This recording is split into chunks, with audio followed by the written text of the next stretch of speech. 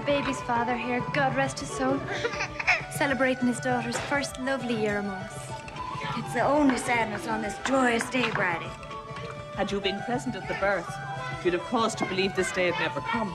Know that I'd be here to remember it. There's lots easier ways of having babies. Did you give your mammy the calamitous time of window? Didn't you?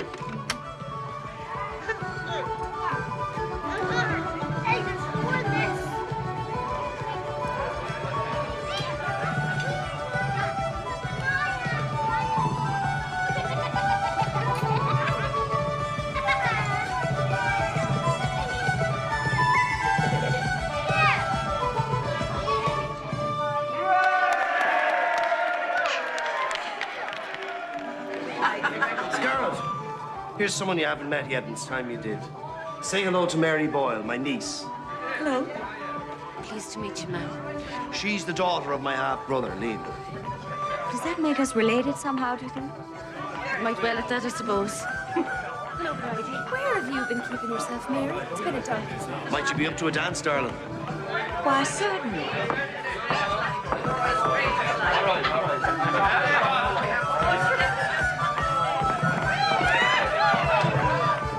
Didn't see you over the dance.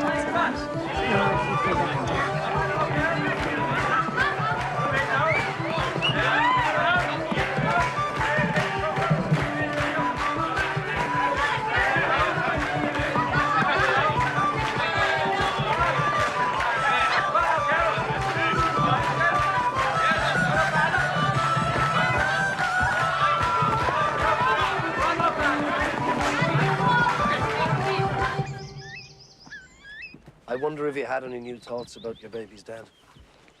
What about him? About him knowing that the child exists. If you mean, have I had any new thoughts about telling him, the answer's no. I wonder if it's quite just. It is to me, Colin. It seems a terrible grudge. He'll know when I'm ready for him to know. That has the sound in it of a very distant future. Colin, I'd prefer not to discuss the matter further. I know you would. But I would be derelict in my duty if I didn't at least broach the subject. What duty is that, for heaven's sake? My duty to the rightness of things.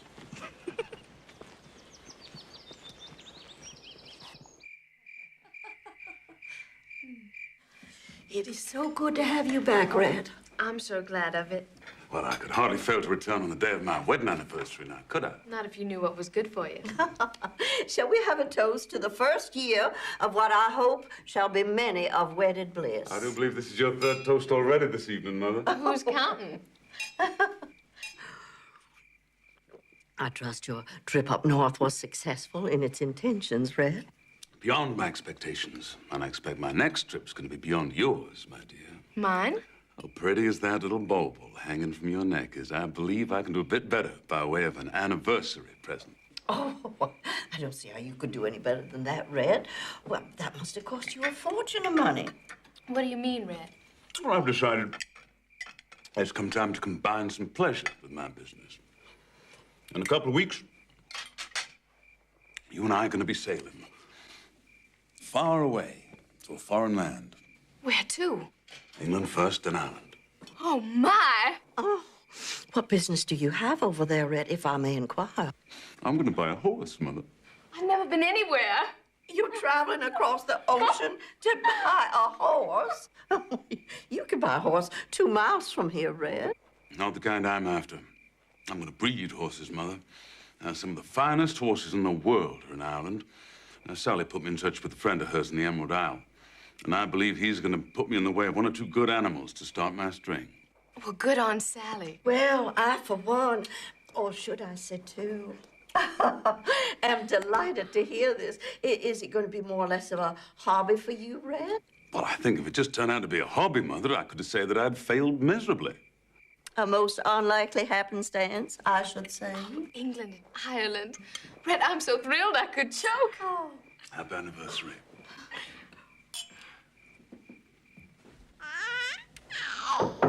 Yes. You've a caller, ma'am. It's Lord Fenton. Come on, darling. Are we going to have our tea? This is very thoughtful of you, Richard. A small birthday acknowledgement for your lovely Catherine. Oh, good heavens. It's absolutely enchanting. Thank you so much. There's a whistle as well. I don't know whether to give it to Cat or keep it myself. I should be so very pleased to be given the opportunity to offer you far more beautiful and certainly more appropriate gifts, Scarlett. Are you what we call in Georgia making advances, Richard? Only of the most tentative sort. It's been quite some time since I was given a gift by a man. I'd call that an inexcusable lapse. Me too, I guess, if I was to think about it, but I'd just as soon not. Perhaps you should. Why? You might find yourself more inclined to correct the situation. I don't know that it needs correcting. Don't you? Cat's gonna adore this, thank you. May I inquire in all innocence, I assure you, whether you considered a jaunt down to Dublin? I have been thinking about that, yes. The State Ball is just a month away. State ball, what's that? It sounds fancy. It's quite elegant, yes. At Dublin Castle, home of the Viceroy and Viceroy. Viceroy, I guess that'd be Mrs. Viceroy. I shouldn't address her as such if I were you. Are you suggesting I might have the opportunity to address her at all? Scarlett, I do believe you're toying with me in your very best and most charming Southern belle manner. And what a belle you must have been.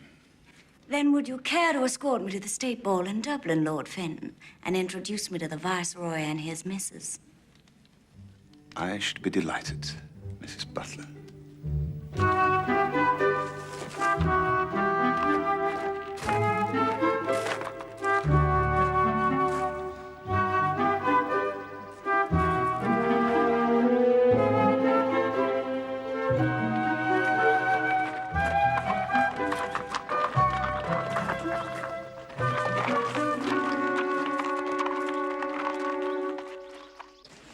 Are you in a rush, Scarlett? Or can I have a bit of your time? I'm in no hurry. Well, we'll go up to my hovel. I can make you a cup of tea.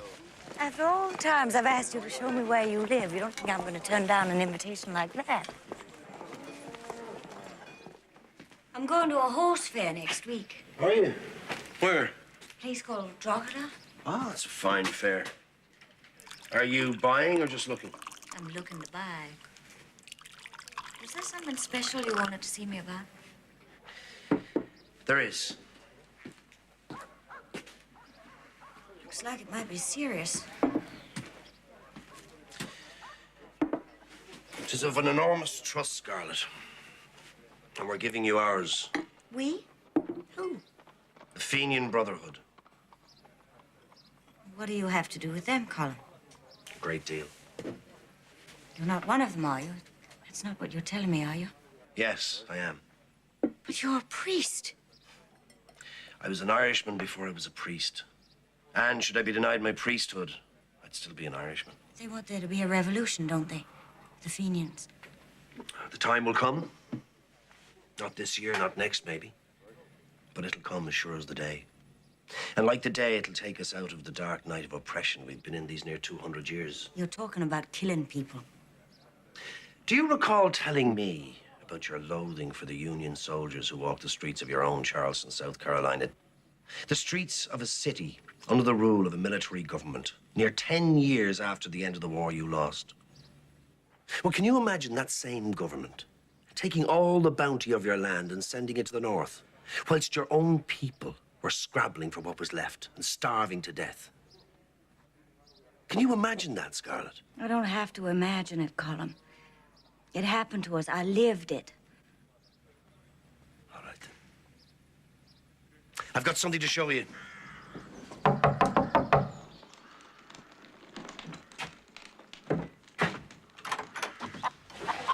It's all right, Brendan. Is it done? It is.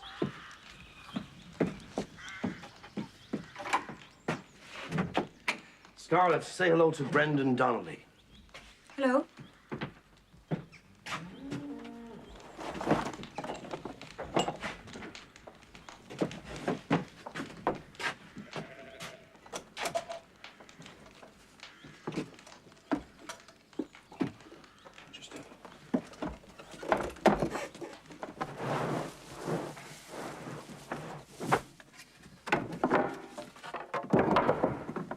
It's on my land. And you have a right to know it. What would happen to me if the English found this, damn it all? I'd lie like the devil if I was you. And if I was you, I'd get away with it. We might not be quite so fortunate, eh, Colin? Where do they come from? America, mostly. And believe it or not, we have friends in England. Would I be correct in assuming this is why you do so much traveling? You would. Well, what am I supposed to do now? Wish you good luck and try and forget all about it? And hope a troop of English soldiers don't come banging on my front door in the dead of night? We'll take the good luck and thank you for it, ma'am.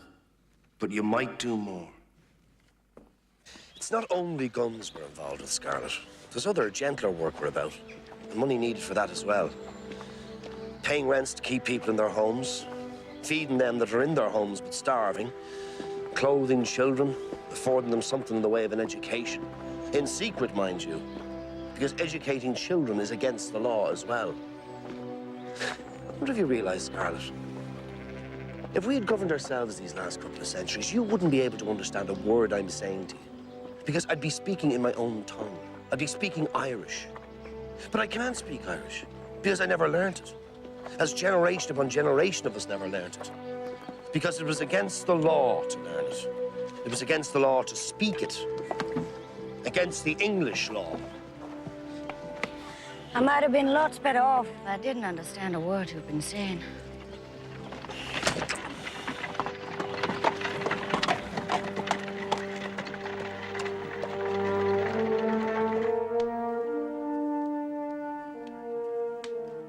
What's your estimation? I don't know. Have to wait and see. Has she mentioned Lord Fenton? Not of late, no. Why? She's made a mention of possibly going to Dublin with him. How would you judge her association with him thus far? I'd judge it to have some dark potential.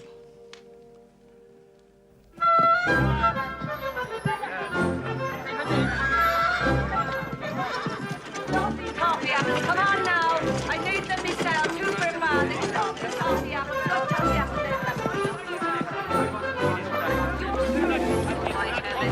Very lucky for him. Hello, mister. Would you like a bunch of... Come on, don't take me, Don't be shy now. Come and have a toffee apple. Don't be shy.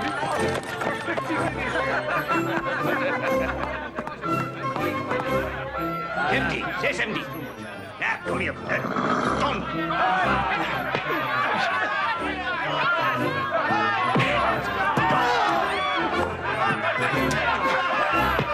Don't be bashful. Have a look. 70 over there. Perfectly matching 3-year-olds. What? I'm glad I came along with you. Pains me hard to think of you being bested by an Irish horse trader. What makes you so sure I'd be bested?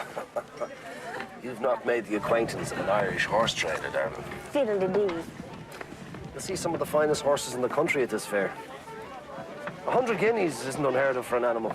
I'll get 3 pair of first-class plough horses for less than that. Oh, I'm so glad I came along. You'll definitely be needing native assistance, dear cousin. Red and the purple, the pair of them, huh? I had their mother for years. Come on now, have a look. Have a look. Don't be shy. Perfectly matching 3-year-olds. 70 guineas the pair. I dare any man on the ground match a bargain the like of that. Ah, look at now. There's a fine lady knows an animal when she sees one. Come on, ma'am. I know by the cut of you. Huh? Don't be shy. Have a look for yourself. 70 guineas for the pair of them, huh? 3-year-old my maiden aunt. I've got a grandfather younger than them. Terrible thing to say about a horse, huh? Look at that beauty, the grey. Are you here to buy hunters, or are you here to buy plough horses? I can look, can I? Oh, Colin, look at it. I wonder how much they're asking. If you're contemplating riding to hounds, I'm washing my hands of you totally. Riding to hounds, what's that? Otherwise known as fox hunting. Oh, I've heard of that. They do that in Virginia. I've often thought it might be. What is it, Scarlett? You all right? You look like you've seen a ghost. In a manner of speaking, I guess I have. What's that? Seen a ghost, Colin. One of my own making. I don't know what you're talking about, darling. Have you had to touch his son? Do you see that tall, very good-looking gentleman over there with the long coat and the brown felt hat? Uh-huh. That's my dearly departed husband. Get away. Glory be to God, what are you going to do? Well, now that I've somewhat recovered my wits, I'm going to ask you to excuse me, Colin. I'll find you later.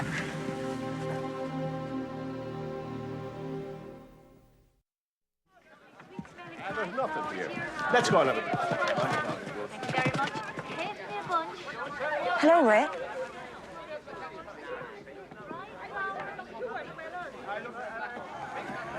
I'd heard a couple of vague rumors that you might be in Ireland, Scarlett.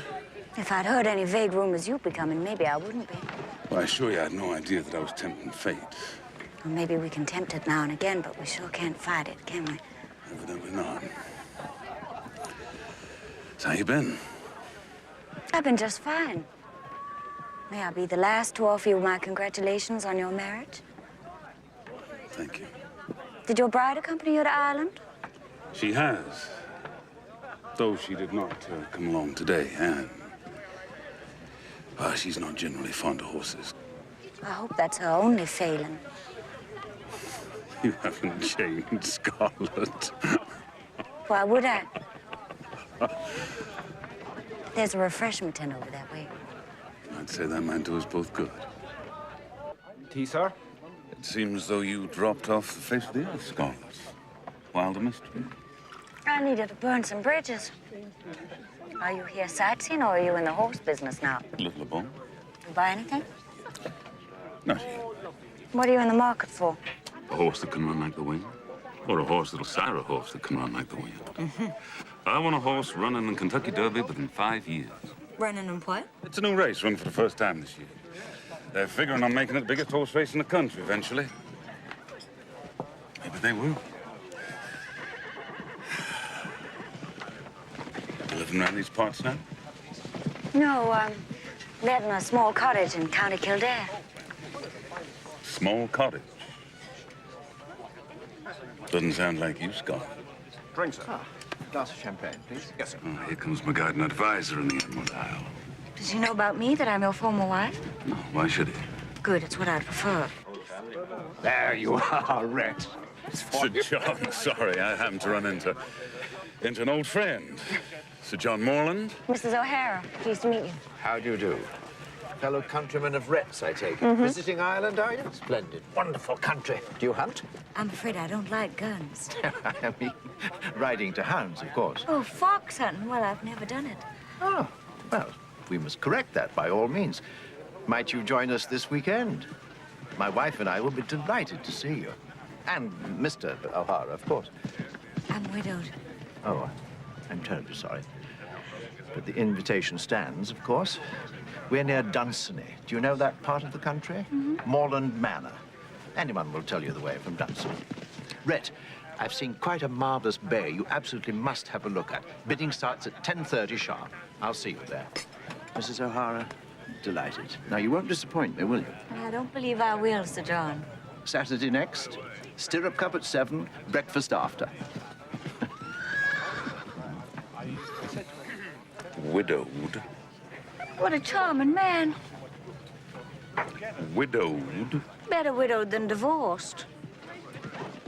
If telling people being divorced by your husband is so humiliating for you, why don't you tell him you divorced him?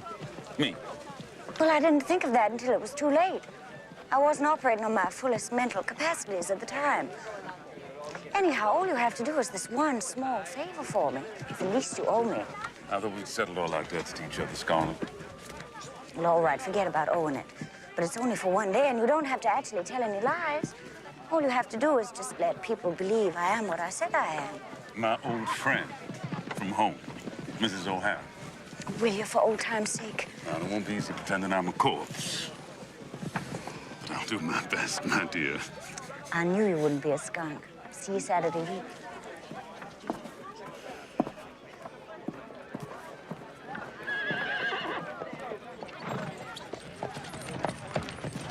So that's how you left it? You're living alone, temporarily in Kildare, not a mention of the baby? He'll buy his horse, he'll go back home, and that'll be the end of it. Oh, what a tangled web we weave. What? Oh, what a tangled web we weave when first we practice to deceive. You can credit Sir Walter Scott for that observation. I never was much on reading.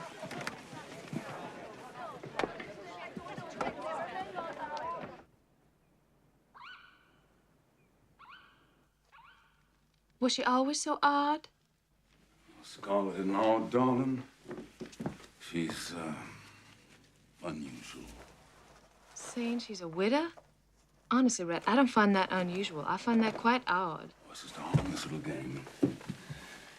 Now, you will go along with it, won't you? If it's what you wish, of course I will.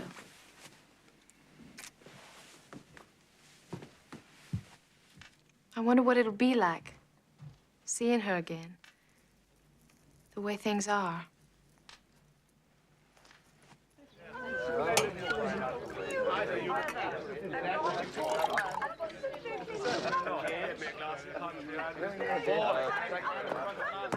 Here you are, ma'am. But Eddie. I don't want you to make that mistake again. Chambers, fetch the hounds. Yes, sir. Isn't that the American woman over there? Mrs. O'Hara, yes. I'll have a word with her. Good morning. Good morning, Lady Morland. Isn't it a perfect day for a hunt, though? Well, I really wouldn't know. Yes, of course. This is to be your first go, isn't it? There's a first time for everything. We shall keep a sharp eye out for you. Oh, you don't have to concern yourself. I'm a quick study, generally. I beg your pardon? I learn fast. What happens when you get the fox? Well, strictly speaking, we don't catch it. The dogs do. They make rather a mess of it. If you're at all queasy, you needn't look. I'll manage. Does the fox ever get away? Rarely. I must say, you sit that horse as though you've been riding to hounds all your life. Looks can be deceiving. Evidently.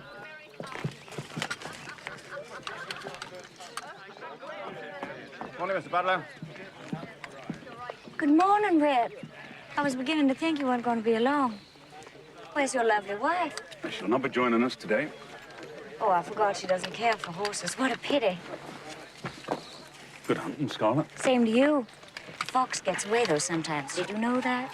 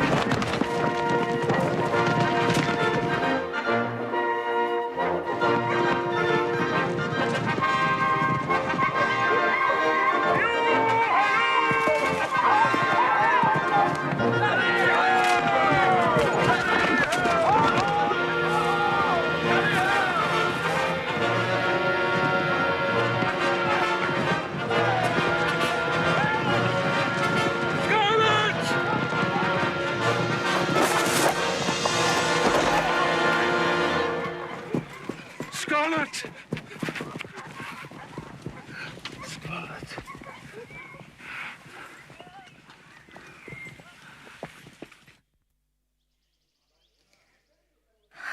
Hello, Scarlett. Do you remember me? I'm Ann Butler, formerly Hampton. Sure, I remember you. Where's Red? Well, he's downstairs. I'm to fetch him when you come awake. I'm awake. Well, just barely, I should say. The doctor says nothing's broken, thank goodness. He thinks you have a slight concussion, though. I've got a lump the size of a potato back here. I haven't been thrown from a horse since I was 10 years old. But it was your first fox hunt, Red said. And it won't be my last. It's lovely to see you again, Scarlett. Did Red tell you, should anyone inquire, there's only one Mrs. Butler around here, and you're her? If you're referring to your supposed widowhood, then yes, he did explain it to me. Or I should say he told me about it. Its explanation is something that escapes me. How come you're here? I came with Red, of course. Not Ireland, here. I don't know that I can rightly say. It just came over me to want to see you. In a private moment, I mean. Brett says you knew we were married. Were you terribly surprised when you heard? I don't recall feeling surprised, no. Shouldn't you rest a bit longer? I wish someone would saddle up that horse again. I haven't been thrown since I was 10 years old. Brett does say you're unusual, Scarlett. Does he? What else does he say about me? Well, nothing. What would he say? Maybe that I was the biggest, darndest fool God ever made, and for years treated him dreadfully until I realized how much I loved him. And then it was too late, and he divorced me. And then added injury to insult and married you. Maybe he might have said something along those lines. He never once so much as hinted at anything remotely similar to what you just described. You love him, huh? Of course I do. I adore him. Me too. You must hate me then, feeling as you say you do about Rhett. Don't take it personal. I'd hate anybody who was married to Red. You must hate me especially now, then. What in the blue blazes are you talking about? About the baby, of course. What baby? My baby. The one I'm gonna have.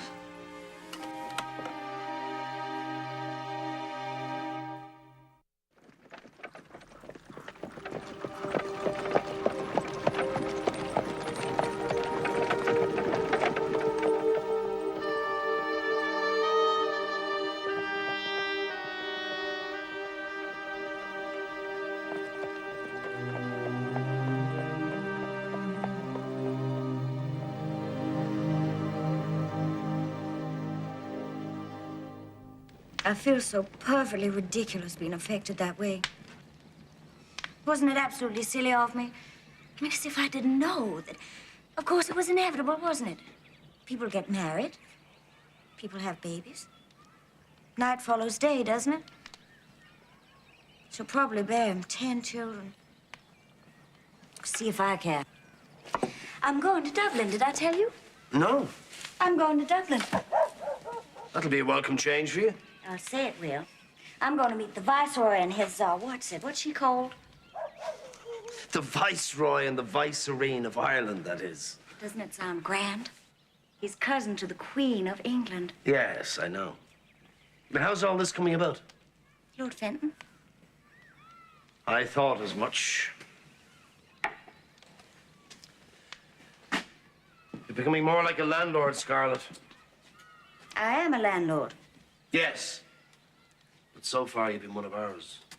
Would you rather be one of theirs? Oh, don't be ridiculous, Colin. You're going to make me very cross if you start passing down your Irish judgments on me. There's no judgment in it, Scarlett, only guidance. I'd hate to see you set your course on the path of folly.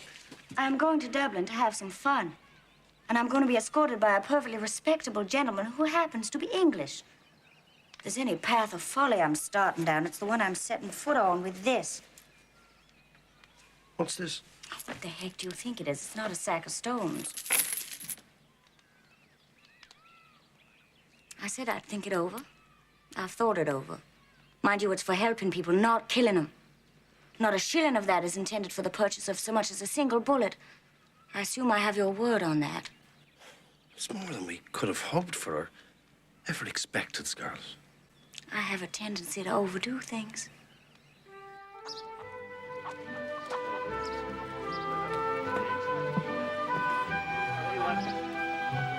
Bye.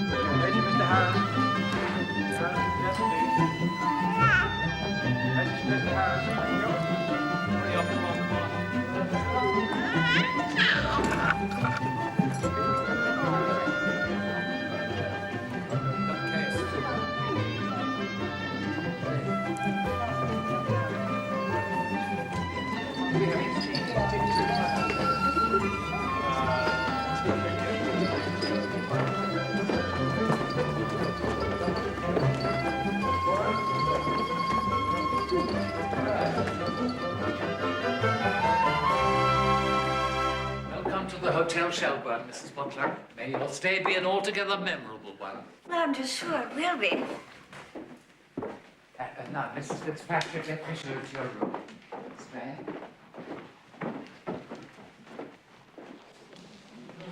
Tomorrow?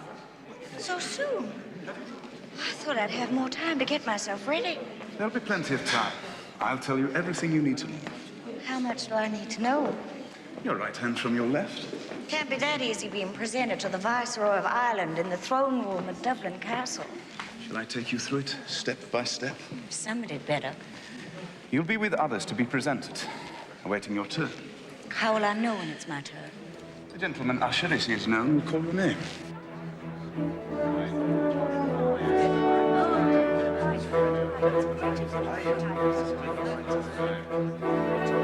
look marvelous.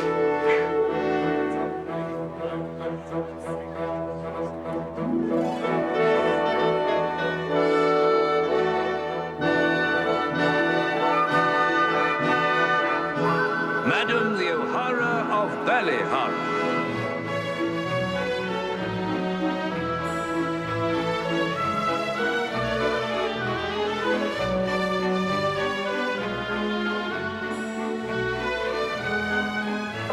Your Excellency, Madam the O'Hara of Ballyhara.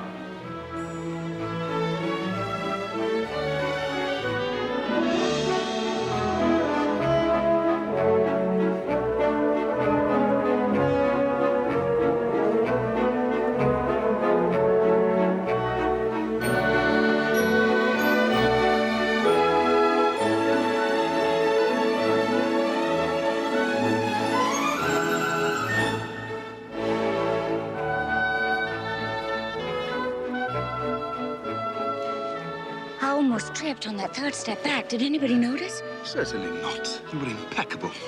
I feel like Cinderella. After this evening, you will have your pick of princes, Scarlett. Do I have to have a prince? Couldn't I just be Cinderella without a prince? Out of the question, of course. I suppose it wouldn't be quite the same, would it?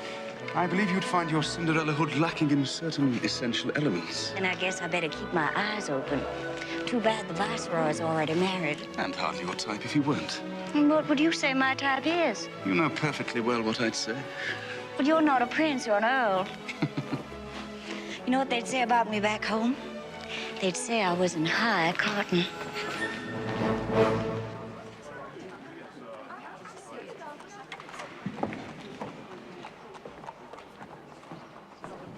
Do you have a Mrs.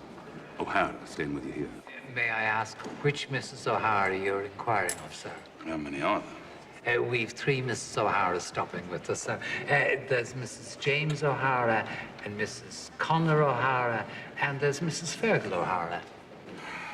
You have a Mrs. Butler? Oh, indeed, yes, sir, we have. How many of those are there? Oh, well, there's only the one Mrs. Butler, whose custom we've the pleasure of, sir. Damn right. Be sure she has a hat rider. There's a bit of a chill today. I will that. Message for you, Mrs. Butler. Thank you.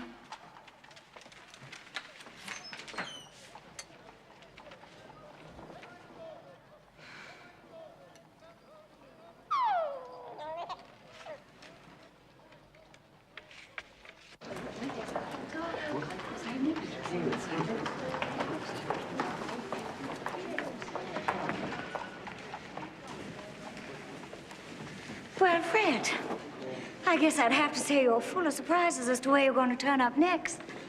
Well, I was afraid that if I gave you any advance warning, you might run off again without so much as a buy you leave, like you did last time we met. I suppose that was sort of rude of me. I just wanted to make my departure with as little fuss as possible. I declare I haven't been thrown from a horse since I was 10 years old. What brings you to Dublin, anyhow? And how did you know where I was stopping? Stop it. No, staying. Maybe I've been over here too long. How did you know I was even in Dublin, for that matter? Your name was in the Irish Times a couple of days ago. It seems you've become one of the belles of the balls round here. I'm not going to go like that. I could use a spot of fresh air, couldn't you?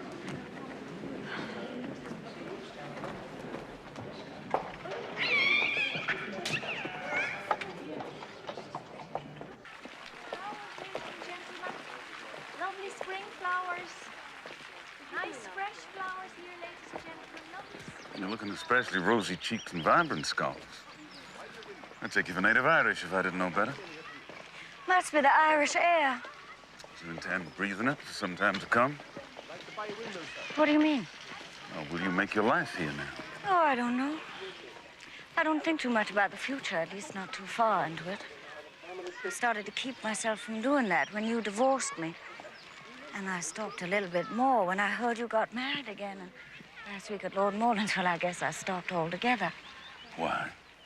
When your wife told me she was going to have a baby. Could be my imagination, but I sort of got the feeling she enjoyed telling me.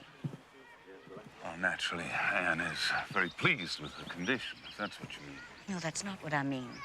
I mean, I sort of got the feeling there was just a touch of her gloating in telling me. You must be imagining that, Scarlett. I can't imagine why Anne would gloat in it. Oh, Red, you'll never understand women. You never will. She knows I'm still in love with you. Scarlett. Oh, don't look so innocent and frazzled, Red Butler. You think because you stopped loving me, I stopped loving you? Is that what you've been telling yourself? Lord knows I never in my wildest dreams ever thought I'd tell a man I loved him who I knew in advance wasn't going to say it back. But I guess there's just some things we've got to be true about. What? I'm sorry. I am so sorry. It's not your fault. I brought it on myself. You didn't bring anything on yourself, Scarlett. It was just... Oh, be quiet, Red. What do you know about it? Maybe you don't know as much as you think you know. You don't even know what I'm talking about.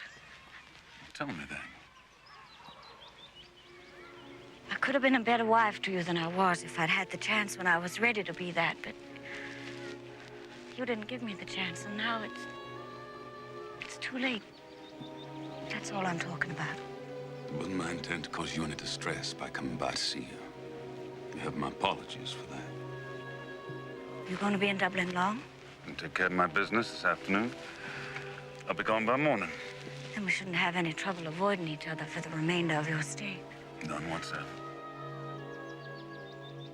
You're hoping for a boy or a girl.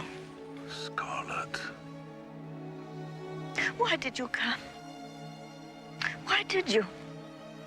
Why did you come?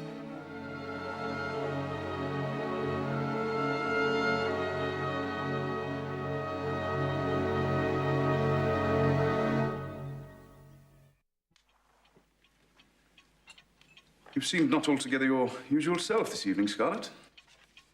Really? I've discerned a certain air of melancholy about you. I guess I'm just a little bit tired out.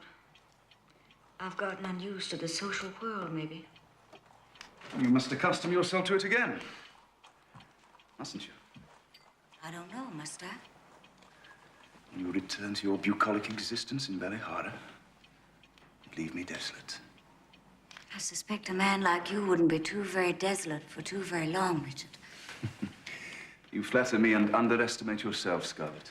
You're welcome to the flattery, but I'm far too immodest to ever underestimate myself. You can be scarifyingly candid at times, can't you? Every once in a while. In the spirit of candor, then, may I suggest that you're fully aware of my feelings for you? Sure I am. Scarlett, you're a woman of maturity and no little experience. I am myself not altogether without a certain appeal, I like to think. You're entirely justified in thinking it. I confess I find your reticence somewhat baffling. I guess it would be. Would it offend you if I were to ask for an explanation? That'd be fair enough. It's not you that I don't care for. It's another man that I love. How could I not have been aware of him? Who is he? You are aware of him. I was married to him. Good Lord. You don't mean your late husband? I'm afraid I do. My dearest, darling Scarlett. Will you pine the rest of your days for a dead man? suppose he is dead for me, isn't he? Suppose. I don't understand. I mean, I suppose he should be dead for me. He must be, Scarlett. Let him be, so that you may live. I want to. I want to live.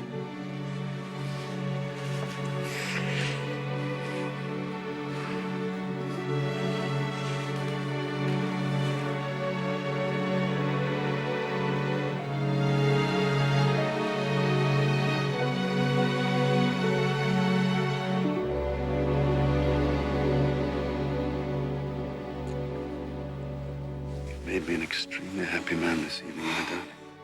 I wanted to. I wanted to make you happy.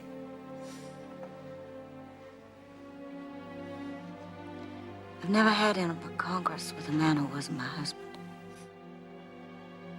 I suspected as much. And it's been quite some time since. Another of my suspicions confirmed. I was pretty clumsy then, you're saying. I'm saying nothing of the kind. My assumptions are founded on your behavior before we entered this room, not after. Now I'm embarrassed. Shoot. You have nothing to be embarrassed about, Scarlett. You're a marvelous woman. I still don't feel natural.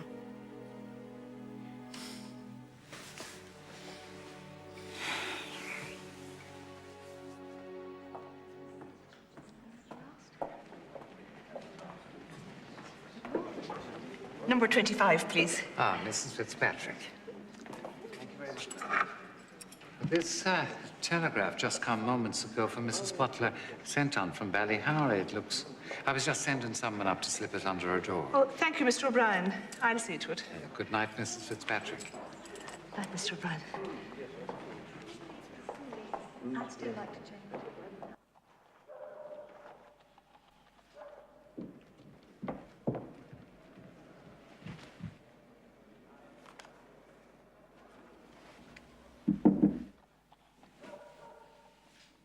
Rather late for a caller?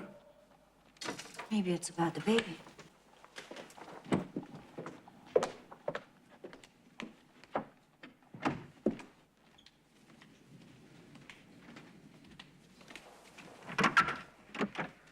Mrs. Fitz, is Cat all right? Perfectly fine, ma'am. Excuse the lateness of the hour, but here's this telegraph come for you. And being rare as they are, I thought it best you got it right away. Seems it might be of some importance. I hope I haven't. Good evening, Mrs. Fitzpatrick. Good evening, sir. Good evening, sir. Thank you, Mrs. Fitz. Good night.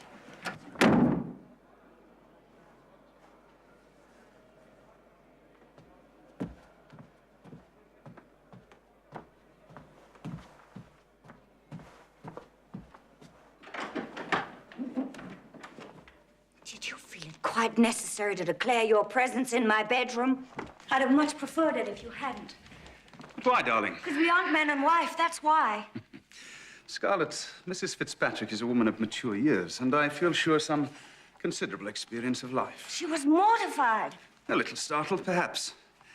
As your servant, she is in no position to be mortified by the actions of her mistress. She's not my servant. Employee, then, whatever you like, Scarlett. But in any case, you're being altogether unreasonable. Unreasonable? Well, maybe it's unreasonable to you, but it's my reputation. Scarlett, your reputation is quite secure, my darling, I assure you. We are all considerably sophisticated people, are we not? Do you suppose your reputation will suffer one iota when the nature of our association becomes known? I promise you, it won't. Who says it's going to become known? But it will be presumed. However discreetly, surely you must realize that. Well, now I suppose you'll be running all over Dublin and wherever else blabbing you've enjoyed my favors. Now you're being quite silly. What I'm being is quite furious. You do have something of a temper, don't you?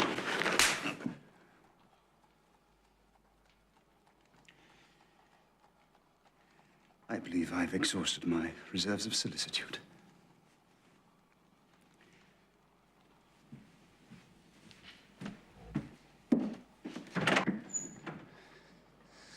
Good night, Scarlett. I do hope the morning finds you in more agreeable temper.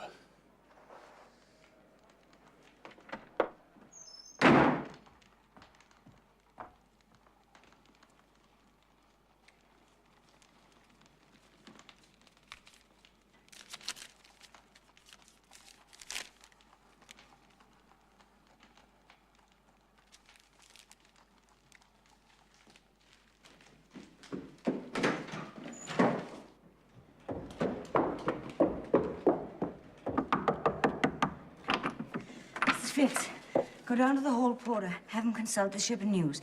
I need to know when the next boat sails from Galway to America. We're leaving for Ballyhara in the morning.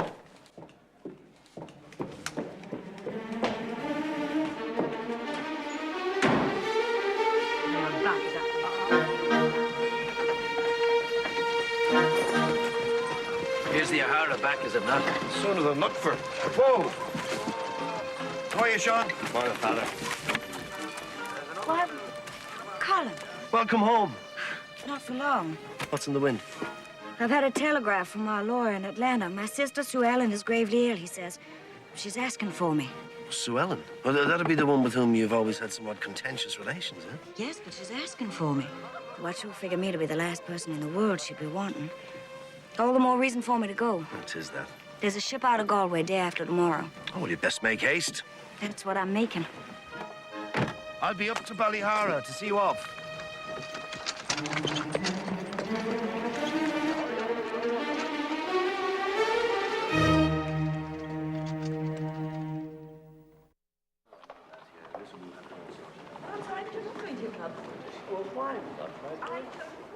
Would you inform Mrs. Butler that I'm here? Ah, yes, sir. Mrs. Butler made her departure from the hotel rather early this morning, sir. She asked... Departure?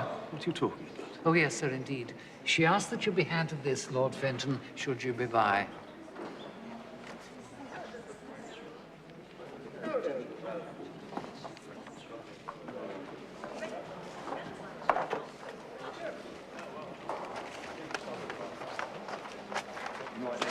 Take care on the steps now. Right.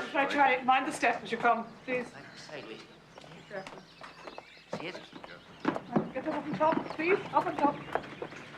And leave space for the other thing. Mrs. Fitz tells me you're leaving the child behind. Well, I'm not altogether comfortable about it, but she'll be fine here. If I take her to Atlanta, there's too much chance of Red getting wind of her. Already had a real close call in Dublin. Oh, don't look at me that way. I know full well how you feel about it, but she's my baby, and I'll decide what's best for her. And for you. Yes, all right, then, and for me. Now stop looking at me like a priest and wish me a bon voyage.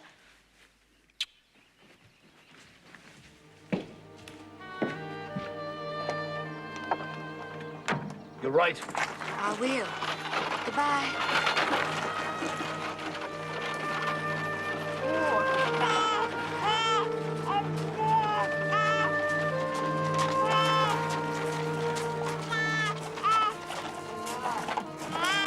They're lovers. What? For Fenton. What are you saying? What I've said. How do you know? What would you make of him coming half-dressed out of her bedroom in the middle of the night? She should never have been told about us. There's danger in her now. Don't be daft, woman. He's in her bed. She'll be in his. As anything could come of it.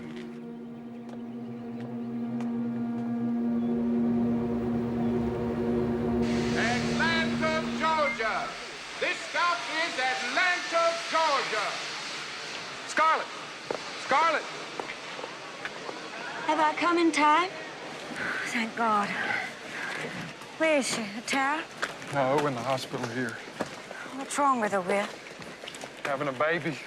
She had an awful time, Scarlett, just awful. And then there was all sorts of infections set in and fevers. She didn't want any more babies, Will Benteen. Did it live? It's a boy. So Sue Ellen could be dying just because you had to have a boy? I swear I'll never understand men. I never will.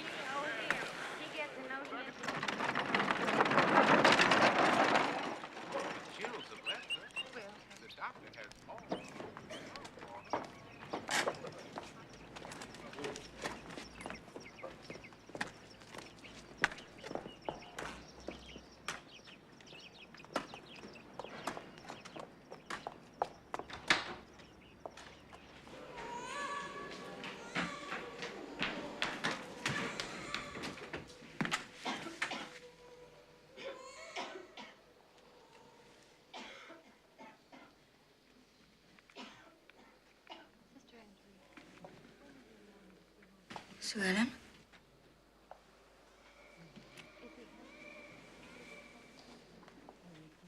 Sue Ellen, honey? Are you awake? Scarlett?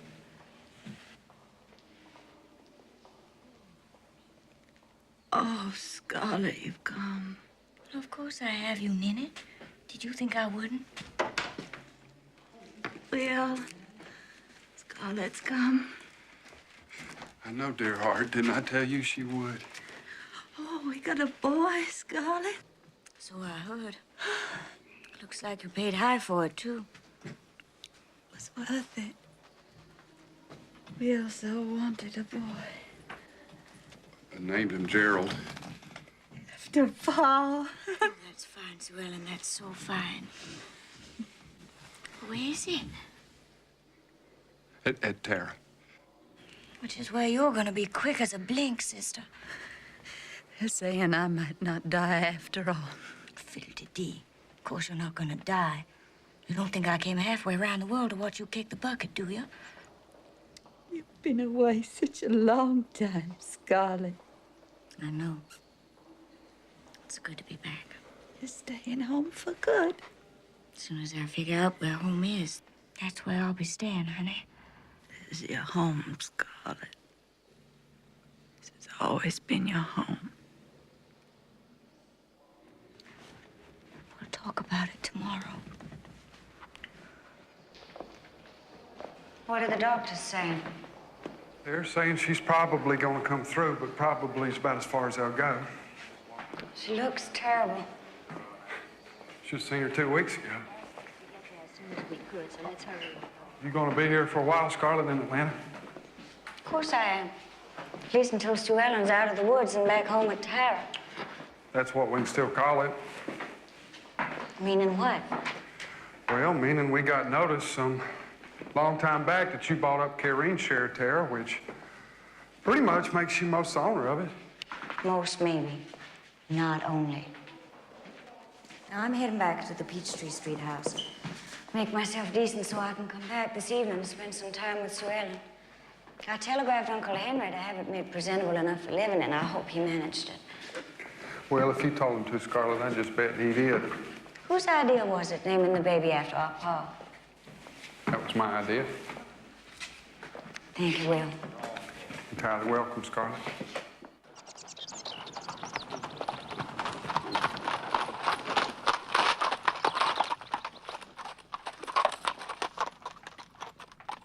Oh.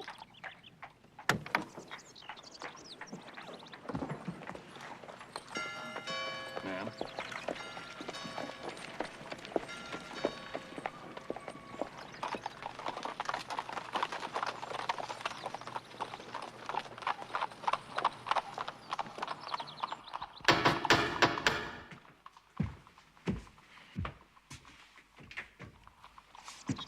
Good afternoon, ma'am. I presume you'd be Mrs. Butler. What's your name? Ransom, ma'am. Hello, Ransom. I assume you're engaged by Mr. Hamilton. Yes, ma'am. Tell me, are there other staff as well? There's a cook and a parlor maid and a personal maid for yourself, ma'am. She's unpacking your luggage right now.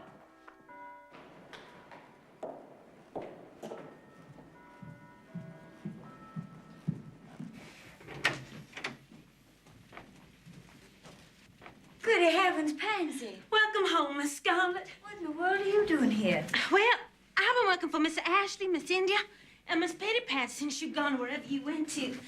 And Mr. Hamilton told Miss Ashley you was coming back. Miss Ashley asked me if I want to come over and help you out. I said I sure do. So here I am. You're a sight for sore eyes, Pansy. You surely are. So is you, Miss Scarlett. Now, where have you been to, anyhow?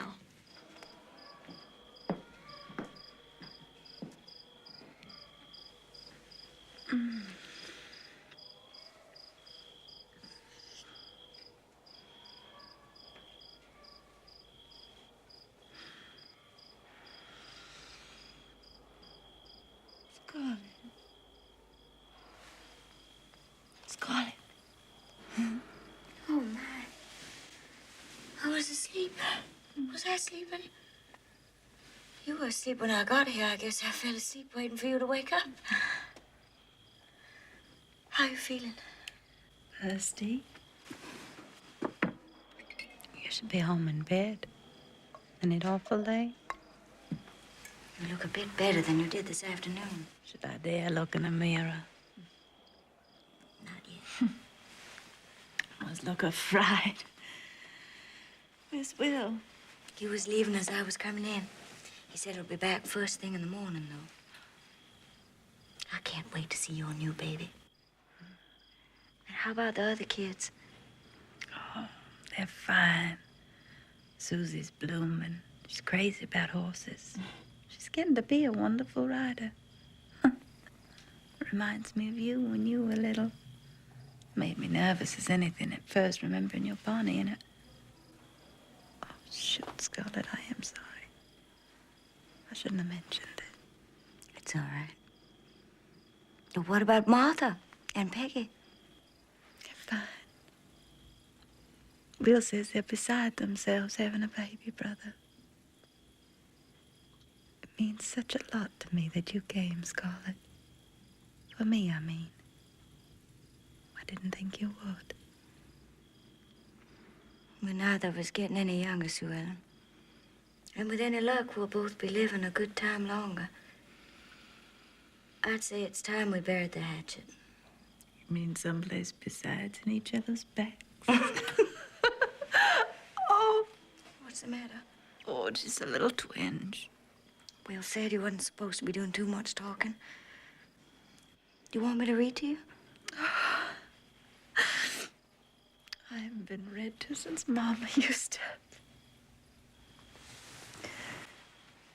If you're not out of this hospital, by the time I get to chapter 3, I'll never forgive you.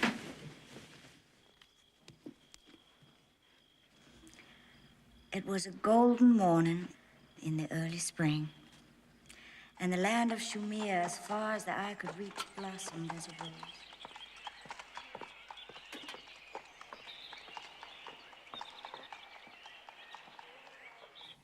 Are you home for good, as I hope? I'm not altogether sure this is home anymore, if truth be told. Tell me about yourself, Ashley. I hear from Henry the lumberyard is flourishing. Oh, yes, yes, it is, thanks to you. Me? What have I got to do with it? And before you go and tell another of your perfectly awful fibs, I should inform you that the cat was let out of the bag in your absence. Which cat? Atlanta Acres Real Estate Incorporated. That cat. You found out. Poor Big Sam. He let something slip one day. I badgered him until he had to come out with it and confess that Atlanta Acres Real Estate Incorporated was and is Mrs. Scarlett O'Hara Butler. You little vixen. Darn. How can I thank you, Scarlett? Don't you dare to try, Ashley Wilkes. My lips are sealed. My heart, however, will never stop speaking its gratitude. As for me being Mrs. Scarlett O'Hara Butler, I guess you must surely know I'm that no longer. Oh. You're well rid of him, Scarlett. You know, he was never worthy of you. Maybe you could put it all behind you now as if it never happened. I don't think I'll ever be able to do that, Ashley. Why, dearest? Why? I can't tell you. Cannot or will not. All right, then have it your way. I will not. Then you must be fearful of consequences. I never realized till this very moment how much I wanted to tell it. Tell somebody. Maybe it's being here again. Being home. Could I be so mistaken of your character, Scarlett, after all these years that I'm unable to imagine you capable of anything so terrible as to cause you such fearsome anguish? You never saw me clear, Ashley. You never did. Then let me now. I have a child, Ashley. I've borne Rhett's child.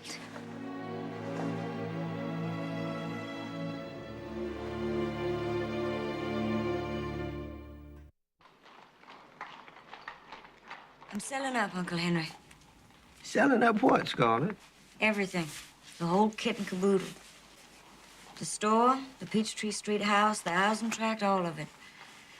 I'm relinquishing my assets here, cleaning my slate. Well, why in the world? I found a new life for myself. And I don't really think I can start living it to the fullest as long as I have one foot in Atlanta and the other in Ireland. Well, why the dickens don't you just plant them both here? Well, I've given that a lot of thought, Henry. But I don't believe my heart is here any longer. And a person has to be where their heart is, don't they? Well, this is a bad time to sell, Scarlett. We're having a depression here. Business is bad in general. The real estate market is the hardest hit, and the hardest hit real estate is big places like yours. People are moving down generally, not up. How about the housing tract? Oh, well, now that's a different story. Well, those kind of houses are selling as soon as you put them up. You're making a fortune there. I assume that you read your financial statement. You'd be smart to put up another 50 houses out there. I'm divesting, Uncle Henry, not investing. Well, suit yourself. If you don't want to bother with selling my property, I won't take it against you. Just tell me so. Well, I'm an old man, Scarlett. But if you are dead set on this course of action, I want to be the one to take care of it for you. Thank you, Henry. What about Tara? I'm not selling Tara. There's only one other person in the world who knows. He's my cousin. He's a priest. I hope I can trust you like I trust him. How could you doubt it, Scarlett? I don't doubt it. I just felt I had to say that. I would die before revealing your secret to a living soul. But will you never tell Red? Well, I don't know about never. Never's like always. There are a couple of words in my experience it's best not to get overly attached to. Is there nothing that might induce you to remain here? That bright light in the sky behind me is my bridges burning, Ashley. I guess the past has been neatly, finally finished. Almost.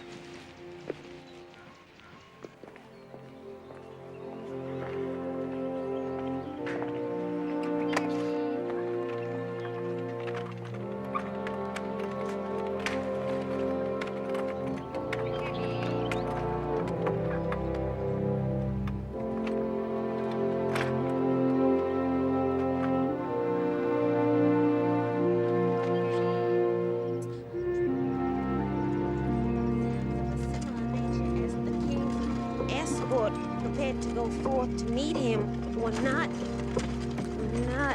Conducive. conducive to repose, had not the excitement of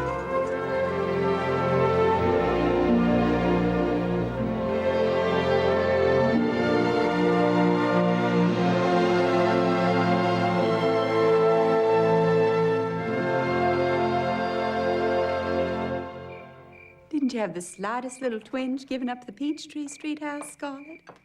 That fabulous house. Maybe just a slight one, naturally. After all, it's where I lived with Red when my Bonnie was born. But if the truth be known, what I mostly felt was relief. When that girls' school made the offer, Uncle Henry just jumped at it. And next to having a very large, happy family in it, I think it being a girls' school is the next best thing. Well, what about the store? Turns out the land it's standing on is worth more than the place itself. The people that bought it are going to tear it down and put up a building 8 stories high. 8 stories? It'll be scraping the sky. I can hardly imagine it myself. Anyhow, now there's just the one piece of business left for me to attend to. That'd be Tara. Are you thinking about selling up your share of Tara, Scarlett? No, I'm giving it away. Giving it away? Who to? To Sue Ellen. Oh, Scarlett, do you mean it? Oh, Will. It's awful decent of you, Scarlett. Fiddle-de-dee. Maybe someday you'll pass it on to your son.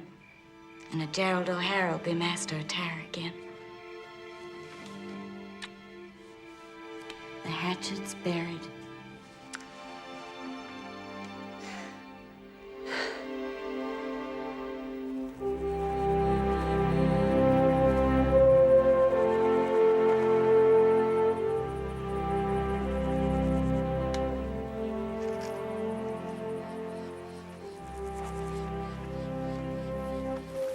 From the first terror paw to the last.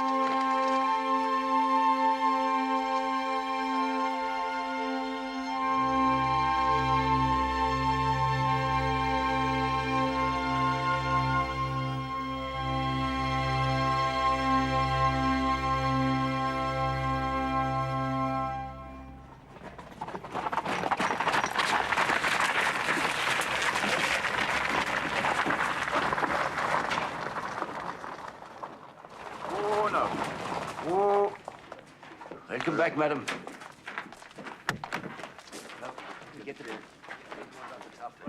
Sweetheart, look at you. Oh, darling. Hello, Mrs. Fitz. Welcome back, Mrs. Butler. Oh, it's grand to be back. Did you get my letter? I did. All has been attended to for your arrival. Lovely. I had no idea I'd miss it so much. Did Bluebonnet fold? Did indeed, with a fine mare. I haven't expressed our relief to have heard the news of your sister. Thank you. She'll be fit as a fiddle now. And how is Mrs. Brophy's condition? All recovered, thanks be to God. I passed on your good wishes. I'll drop in on her tomorrow.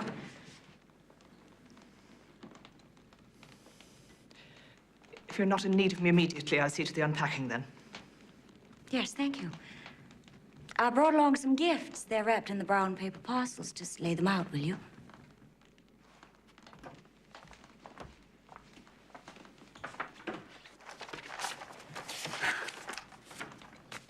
My darling Scarlett, what an incorrigible vixen you are. Shame, shame for having so taken your precipitous leave without affording me the opportunity to wish you good fortune in what, in the unfortunate circumstances, must surely have been an extremely anxious journey to your homeland. I hope that you arrived in time to witness the complete recovery of your sister. But my most fervent wish, as you must surely suppose, is that there be no delay whatsoever in your communication with me upon your most eagerly awaited return. Yours, Richard.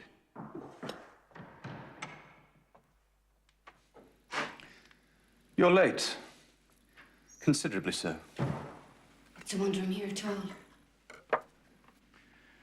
Oh, really? I could hardly bring myself to come. No, no more. Don't be silly. I've something to tell you. We'll discuss it later, shall we? We'll discuss it now.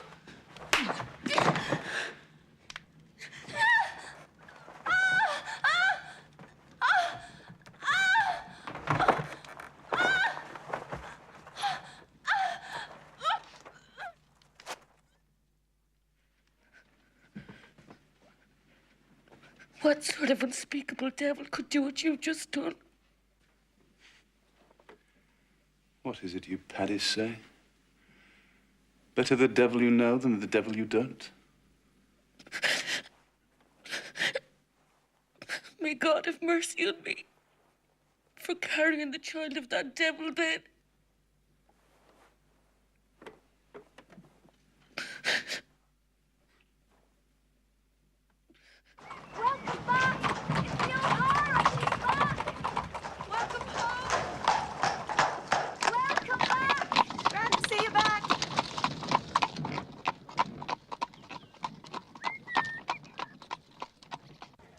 So that's that, and that's all there is to it.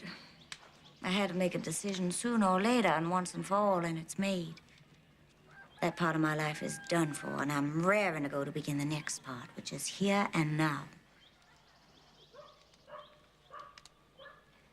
Look here. I don't know if it's me and my imagination, but I get the funniest feeling you haven't heard a word I've said since I came through that door. Nothing of the kind. I heard every word. I'm pleased I was to hear them. There's something on your mind, isn't there? Has something happened since I've been away that you're not saying? If there is, I wish you'd just say it out, Colum O'Hara. I'm waiting, Colum. I have no right to speak what's in my mind, Scarlett. I could curse myself for betraying it enough to cause your suspicion of it. You should be proud of your incapability to deceive. If I were as good a person as you, there'd be things in my life that'd be altogether different. I'm not good. God help me, I'm not good. Colum, what's the matter?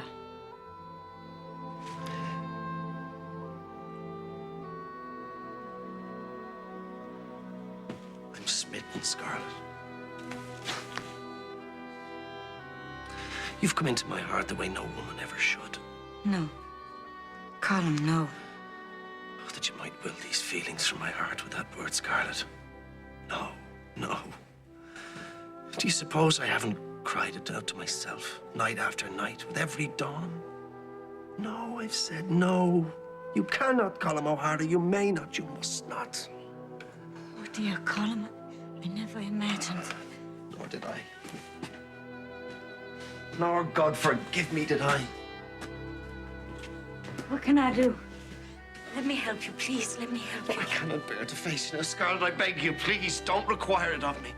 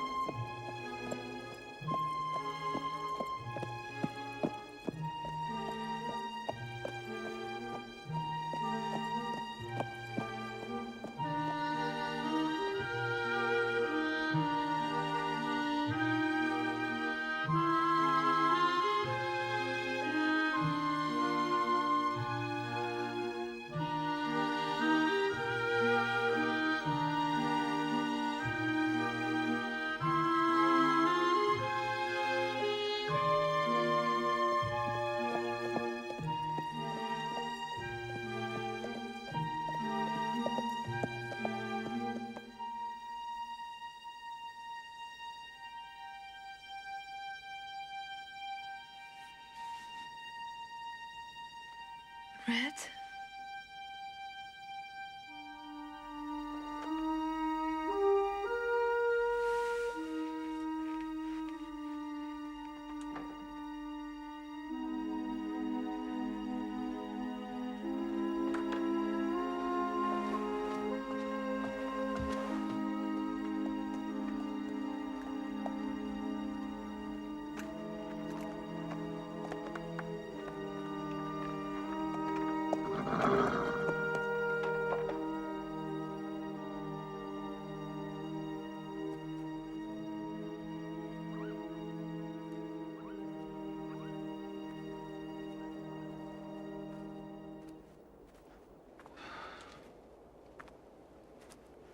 Anne?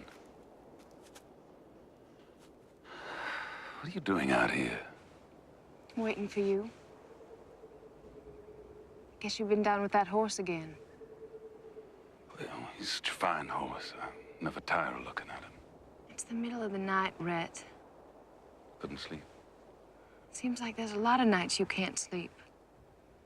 And when you do, you don't sleep easy. Have I been disturbing you? I'm so sorry, dearest. It's not a question of what's been disturbing me, Rhett. It's a question of what's disturbing you. Well, the only thing that's disturbing me right now is seeing you sitting out here in your nightdress, probably catching your death of cold. Now, come on inside. See if you can get you warmed up.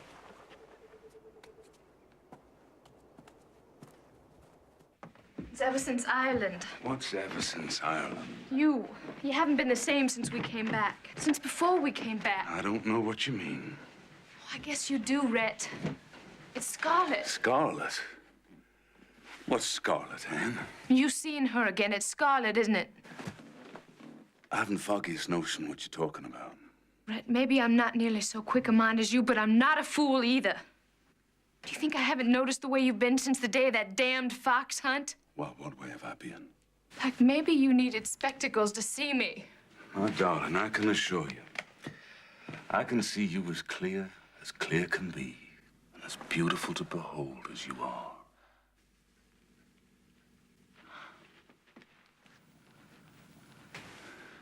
Maybe you never should have divorced her. Well, they do say ladies in your delicate condition get some pretty wild ideas sometimes. You said her name. I don't understand. In your sleep one night, you said her name. You said Scarlett, just like that. I didn't know I talked in my sleep. Maybe just when you got something important to say.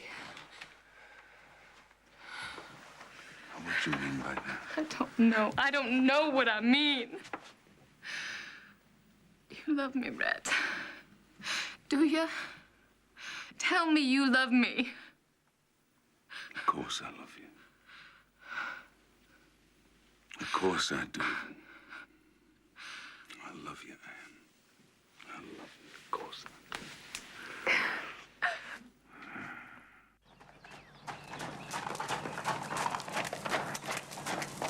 Dear my lord. Oh.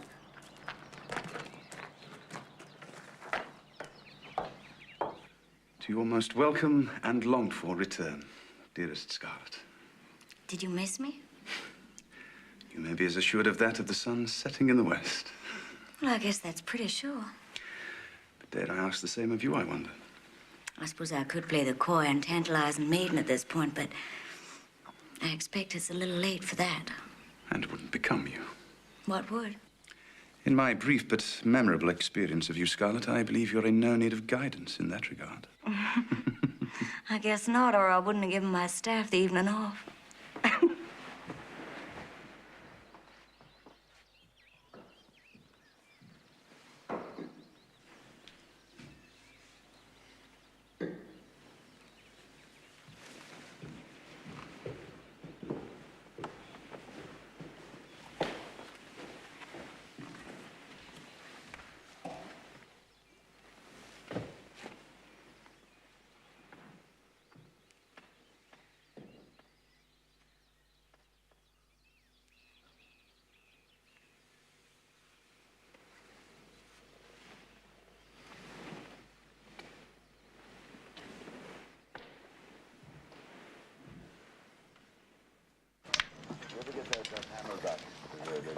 Wednesday, do you think? Great. Well, I guess you couldn't expect to go around avoiding me forever. This is a real small town. I don't think it was so much avoiding you, Scarlett, as sparing you. Sparing me what? The further discomfort of my inexcusable revelations. Its discomfort to me is more than I've words to say. I suppose it hasn't occurred to you that I might have been flattered.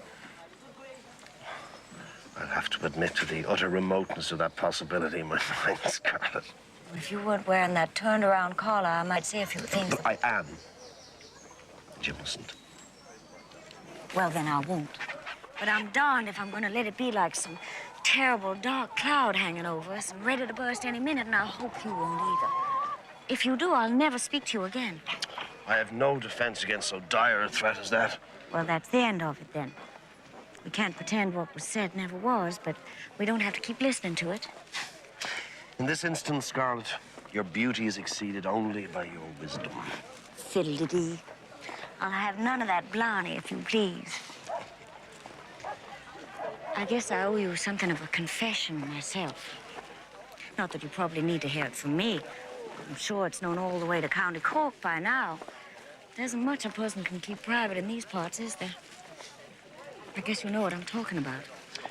I'd suppose you'd be referring to your present association with Lord Fenton. I wish you'd heard it from me first. No matter how it first came to my ears. Are you disappointed in me, Colin? Not a bit of it. I'm only a bit worried for you. Well, I can't say what's happened with him and me hadn't crossed my mind in a vague sort of way, but I guess it was hearing that Rhett's wife was going to have a baby that tipped the scales. I had a suspicion that might be the way of it. Oh, don't worry about me. I'll be fine. I can take care of myself. I've been doing it now for quite some time. Will you come up to the house for supper one evening soon? Try and stop me. By the way, where's that Blarney stone anyhow? It's been a long while since I kissed it.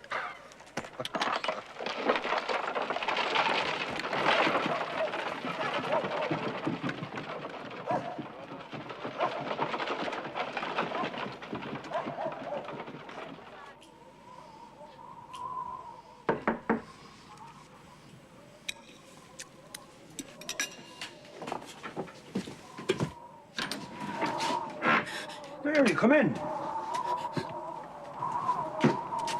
Mary, darling, what is it? Help me, Father Colin. Please, God, help me.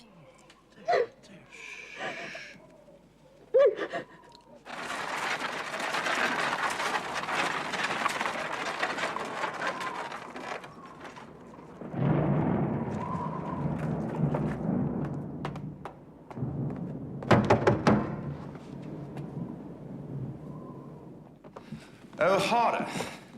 You must surely be the relation Scarlett mentioned in passing. A priest. Cousin, is it? The same. And to what do I owe the purpose of this unlikely call? I've come on behalf of Mary Boyle. I don't understand. Oh, but certainly you do, Fenton. I've come to ask that you do the decent thing by this piteous child. To grant her the reasonable and desperate request she's made of you and that you've refused. Money. No more than's enough to spare her the shame and ignominy she's to suffer should she remain here in Ireland. She wants no more than her passage to America and the paltry funds to see her through until the birth of her child. So small a charity for a man of your means. I've been given to believe that your particular religious persuasion is the source of all charity in this country. What would be a pittance to you is far beyond our means. Surely you know that. And if it were not beyond our means, it would be impossible to provide anyway, given the nature of her predicament. Yes, of course, I see. It would be tantamount to condoning her grievous fall from grace, wouldn't it? Pity. Can't you make the honorable gesture? If only this once, man. I believe all's been said that needs saying, O'Hara. I shall ask you to leave now. This isn't the face you show to Scarlett, is it? Surely not. She hasn't seen this heartless visage, has she? Would you prefer to be escorted out? What if she were to know this vile face? Could she stomach the looking upon it again? I think not. What's your reckoning on the matter, Fenton? Do I perceive a threat to my association with Scarlett? There are those who need saving from themselves and their blind folly. In respect of you, Scarlett is surely one of them. Any such revelations to Scarlett would, of course, result in most unwelcome consequences for me. Precisely. Such consequences would be entirely unacceptable. You understand? You don't suppose you frighten me with that, do you? Would that I might. But you will not be frightened. You will not be deterred.